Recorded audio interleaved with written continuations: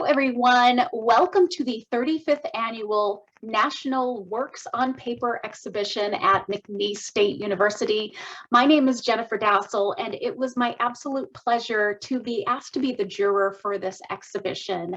I'll give you a little bit of background about who I am. For 13 years, I was the curator of modern and contemporary art at the North Carolina Museum of Art in beautiful Raleigh, North Carolina. And then I parlayed my background as an art historian and a curator into a podcast that I call Art Curious, which is all about exploring the unexpected and different side of art history. And then this also became a book of the same name in 2020 when it was published by Penguin Books. And so for the past decade, one of my favorite things to do, one of my favorite parts about being involved in the art world is that when I'm called upon to jury art contests and exhibitions like this one, especially for ones that have such a long legacy as the McNeese Annual National Works on Paper exhibition does. So before I share some of my thoughts on this awesome show, I just want to thank all of the artists who submitted their works for consideration, because putting yourself out there into the world is truly an act of bravery, and it requires a lot of strength and a lot of confidence. So I want to commend each and every one of you for entering your work in and allowing me to take a look at it, because that is not an easy thing to do.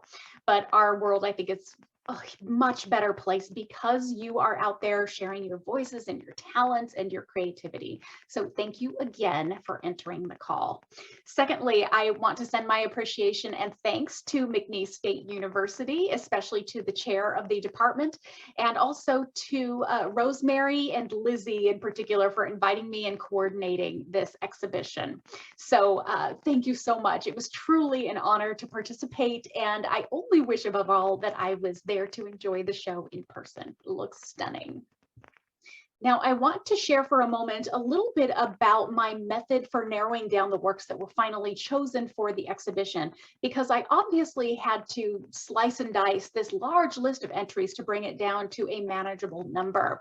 So we began with more than 600 entries, all of which were incredibly fascinating and wonderful. And I found the process of jurying these works to be an incredible joy, because it was my opportunity to spend hours and hours with some examples of some of the finest works that were being created in our country today. And so I was truly overwhelmed with just delicious, wonderful entries that made me think and feel, and then go back and think and feel all over again. But then judging an exhibition like this was also a huge challenge too, because it's difficult, because how can you settle on a smaller number when you have so many wonderful and incredibly wide selection of works to choose from? And that is what I always think of as the terrible burden of the juror, because we are asked to present a coherent exhibition that not only showcases a breadth of quality and artistic merit, materials and subject matter and so on, but you also want to be sure that the flow of the exhibition makes some sense. So essentially that all the works of art could go together. So that's a lot to consider. So I had to make some tough decisions. And though every work was completely intriguing, the final selection of 69 works of art I felt went above and beyond. And I chose them because I felt like they were begging me, and I hope all of the viewers, to look again and to look closer. So the ability to look closer, I think, always provides me with this huge turn in my jurying process. It's really an opportunity that I found to be a defining element. And for me, the process of reviewing these entries proved to be a dual act. So what I mean by that is that first I got an overview by looking very quickly to get a look at the exhibition in general and the vast majority of the works that were coming my way. And then I went back to review everything much more slowly. And I want to stress something that may be super obvious to everyone, but I still feel like it is very important to say. And that is that every juror's selections are totally subjective.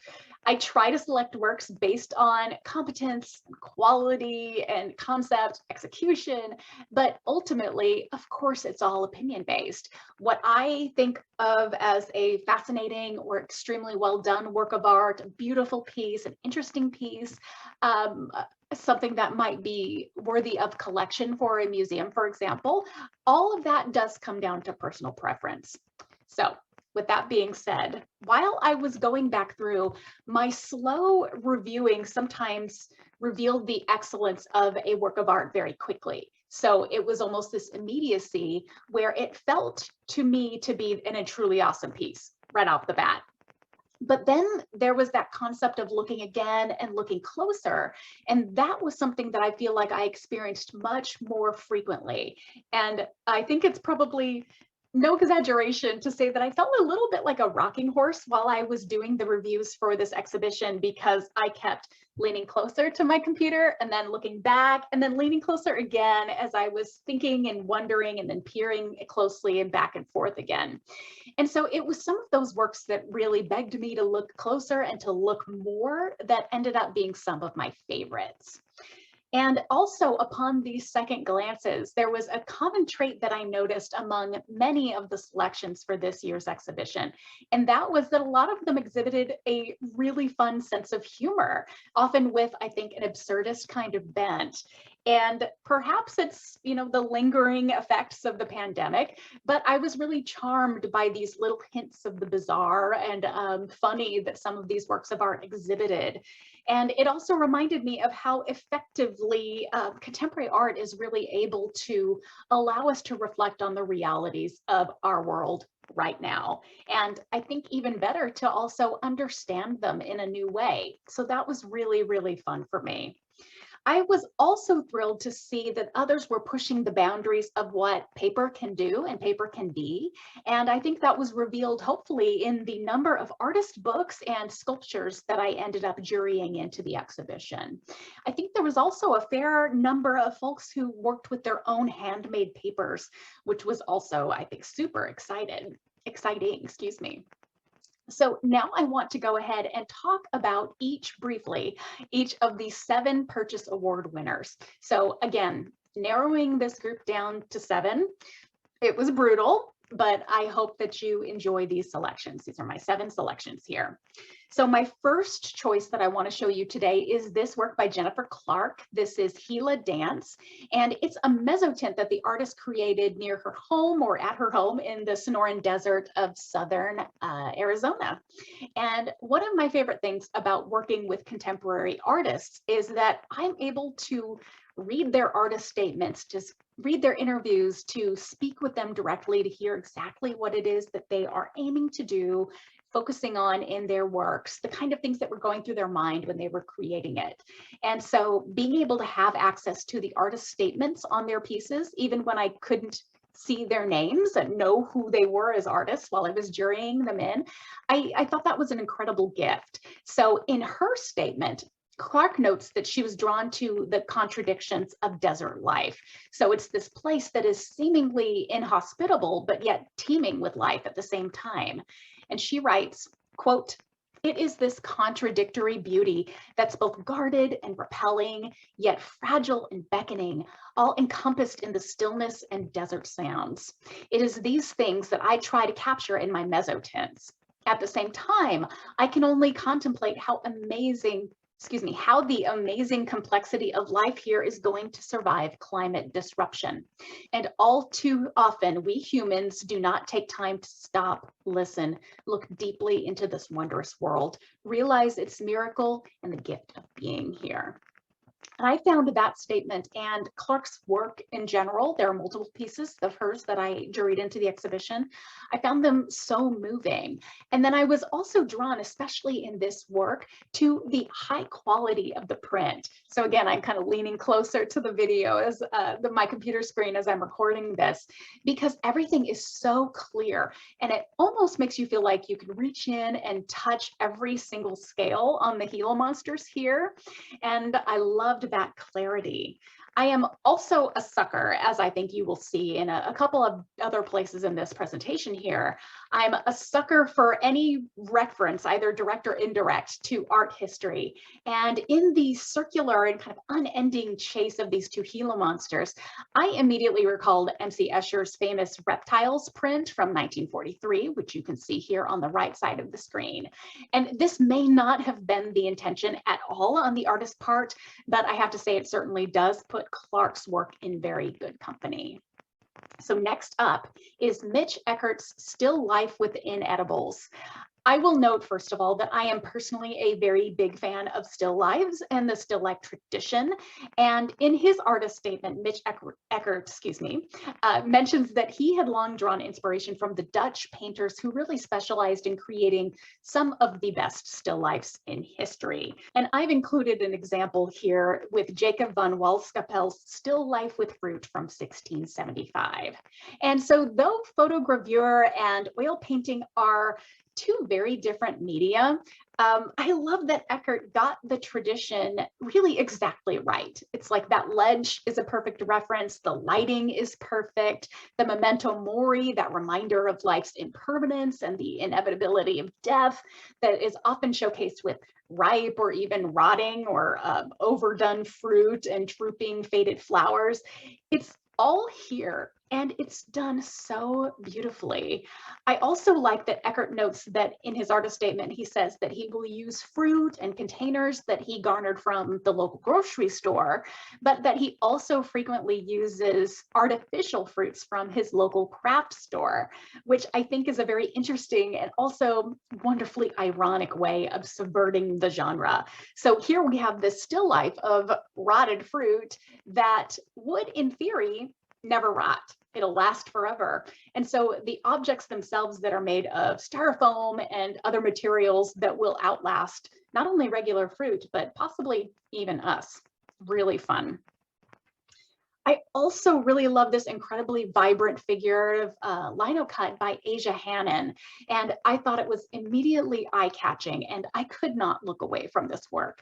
This was one of those pieces that really gripped me immediately when I first saw it. I think the textures that Hannon was able to achieve here and that depth of tone that she manufactures is so stunning, and it must have been incredibly challenging to perfect. She noted in her statement that her works were inspired by a spiritual connection that you can feel to one's ancestors, and also the concept that our forebears live on in us. And again, I love giving voice to the artists whenever I can. So Asia notes in her statement, quote, "As Black women, our ancestors play a significant role in our self-identity. Whites silenced our ancestors through colonization, slavery, and segregation. They were not allowed to be outspoken or share opinions due to fear.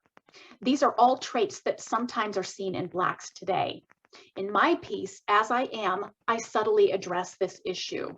The work is more about the power to either continue to sit in my ancestors' silence or step out of the silence to embody who I am." I thought that was an incredibly moving statement. And this piece overall, for me, is a powerful reminder of things like self-acceptance, boldness, and even joy. I look about that sunny rays that are emanating from the head, almost like there's a halo, this beautiful bright halo around the figure's head. And then also that really almost graphic floral bouquet that the figure holds. I found it to be a very joyful work. So next up, we have Nick Hobbs. And again, I actually juried in a couple of Nick's works into this exhibition, but this one was one of my favorites.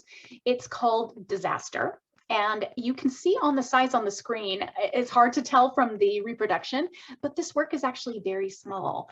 I was discussing with Rosemary from McNeese earlier about how sometimes it's very difficult for me to have an idea about how large or small a work of art is. Even if I read the dimensions, I don't always have this conceptual idea of how big or small something is. But this one I noticed right away, I knew was a very intimate piece. So it is very small. And I think that's a really interesting concept, given that it is truly in direct contrast to the massiveness of the subject matter shown here. So Hobbes notes that his drawings are his very close graphite renditions and reproductions of photographs, and many are linked to space and astronomy. And when I saw this one, I knew immediately what I was seeing because it is referencing probably the most iconic or famous image from the Space Shuttle Challenger disaster from 1986. So I am an 80s baby, so this was a very moving piece for me and also something that hit home immediately. And in his statement, Hobbes notes, quote, "My recent drawings begin with the attentive reproduction in graphite of a photograph depicting an unreachable or irreconcilable visual experience, from which the drawing develops and diverges from the reference in collaboration with my own vision. This process comes from a place of sincere curiosity and a yearning to glimpse what is just beyond reach, coupled with a frustration at the limitations placed on my own sensorial capabilities." And I think that's an amazing and really interesting concept, because how could we, how can we come to terms with something like the Challenger disaster, where in the blink of an eye, the Challenger exploded and 7 lives were immediately lost? It's unknowable. And so the idea that perhaps the ability to sit with an image and to carefully and very lovingly recreate it is a really fascinating coping mechanism. And for me too, this work is also all about my own personal pure astonishment at someone being able to make something in graphite. So the same thing that's in my 7-year-old's pencils right now that he's working with. How graphite can react like this and create in the artist's hands these beautiful billowing clouds. They look so soft. They look like real clouds. And though, as Hoppe notes, he is not creating a perfect mechanical reproduction of these photographs, he is instead working by hand with all the limitations that might present. So I still have to squint very closely to find the minute differences between this work of art and that reference image that I showed you a moment ago. So again, just extremely high quality, really interesting work. This next piece is by Tim Reed, and it's called "I Thought I Knew Everything Too."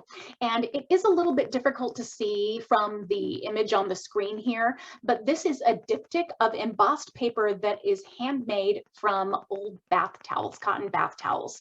So again, we have someone who is using and making paper out of an incredibly interesting material and then using it to emboss these words into it. And I believe they read on the left side, it says, "I thought I knew the limits of muscle and bone." And on the right, it says, "You gripped my arm and shuffled down the hall." I talked about this sensation of me looking again and looking deeper and peering closer. And I have to admit that this one actually threw me a bit when I first saw it. And sometimes the pairing of the phrases in this and also another one of his pieces really were a little bit confusing, I think intentionally confusing. And so it's one of those moments where I asked myself, are they meant to make sense to go together, or are they meant to be taken more individually? And I think Reed notes that one of his challenges as an artist is to unpack the ideas of the right choice, like what is right, what is good, what is a good life, what does that look like? Things that he inherited from his belief system and his worldview while he was growing up. So the contrasts that we might feel, this kind of sense of confusion that we experience when we look at these hard embossed lines, I think that's very interesting and very deliberate. And Reed in his statement also talks a little bit about cognitive dissonance. So this psychological discomfort that we might feel when we hold these two contradictory ideas in our minds.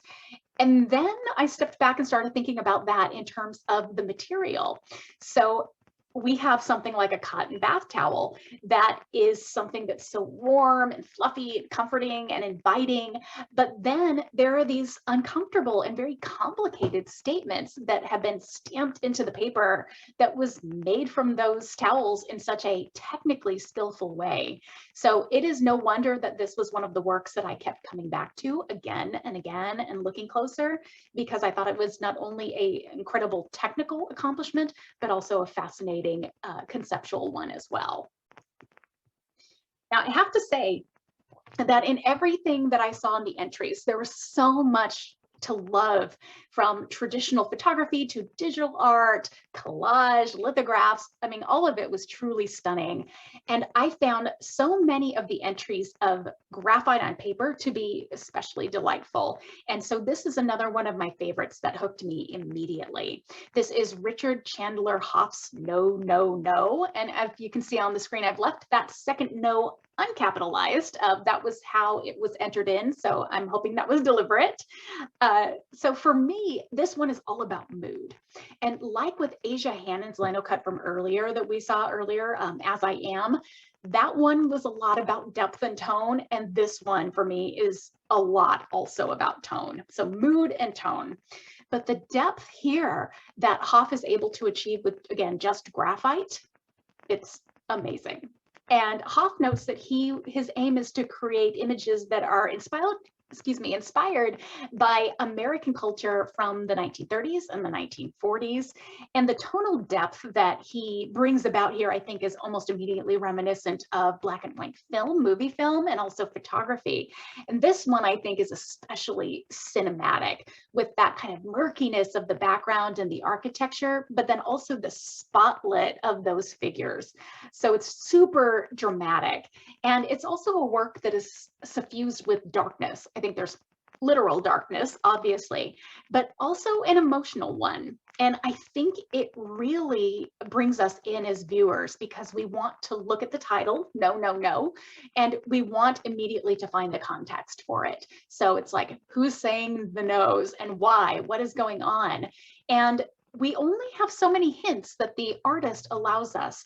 So we, as the viewers, are being asked to basically create our own narrative around this very interesting stage setting that the artist has provided. And so in that way, I think it's very powerful. I'm also fascinated by the way that he's looking to Edward Hopper, which I think is one of his greatest influences. And so I think you can definitely see this wonderful connection of the use of light and architecture to imbue the work with these feelings of alienation and conflict and mystery. So you have Nighthawks here on the screen, which is probably his most famous work, Edward Hopper's most famous work. Last but not least, as you might guess, there were quite a number of works that were submitted for the Works on Paper exhibition that directly referred to the pandemic, because naturally a lot of these works were created during the pandemic, which is still ongoing as of March 2022 as I record this. But this final piece just delighted me in its connection to that specific and this specific moment. And I also just loved the aesthetic appeal of this work. This is Raluca Iancu, and I hope I'm pronouncing your name right. And this work is titled #PandemicFridge. That's, again, one of the beautiful things about enjoying contemporary art, is that this is art that connects us again to our very moment, one that confronts the challenges and delights of our present time, sometimes simultaneously. So this is our art in the way that a Renaissance painting just isn't, for better or for worse. But I was drawn to this piece because it is, again, a bit humorous, a little bit cheeky, especially I think with that hashtag that's embedded right there in the title. But because it's also a work that's responding to a worldwide disaster, and how totally human this response is. In the face of something so huge and so impossible, to try to manage it in such a small way, like stocking our fridge to the gills and indulging in takeout if we could afford to do so from our favorite restaurants if they were still afloat, especially in those early months, I think, of 2020 and the pandemic. That hashtag too, to me, also feels performative, which hashtags are meant to be to a degree. So this almost feels like a documentation of someone's actual fridge that would be posted on Instagram to almost advertise with one's engagement with the moment, which is really interesting. But also, I think, very psychologically distancing in a way. And perhaps that's the point here. And again, this is also something that's really interesting about art in general, is that I think it can be interpreted in any number of ways. The artist might always have something very specific in mind, but that might differ from what I, as a curator or viewer look at versus what my husband would look at or what you as the viewer might understand. And so for me, I was thinking a lot about distance psychology while I was looking at this work. And Iancu speaks to this a little bit in her artist statement, where she notes that the overabundance of information and our reliance on media really, of course, desensitizes us to the realities of any number of tragedies around us. So it's like all of a sudden, a global pandemic that has claimed the lives of over 6 million people up to this point. It can be whittled down in someone's personal experience to this one image of a chock full overstocked refrigerator. So I think it's a double whammy of an image. It's the kind of work that made me giggle upon first viewing it. But then considering again, I was able to read it in a much more sober light. So I enjoyed that process. That's cognitive dissonance right there, I think, too. So overall, I found that there was so much to enjoy in this exhibition. So I want to say that I hope you are as pleased as as I am with the show, because it truly has been quite an honor to put together. And so thank you again to everyone at McNeese for the opportunity to view this truly wonderful collection of works. And again, so much gratitude to all of the entrants in this year's competition. Whether or not you were juried in, I loved reviewing your work. I am in awe of your talent and your expertise, and congratulations to everyone. So thank you very much.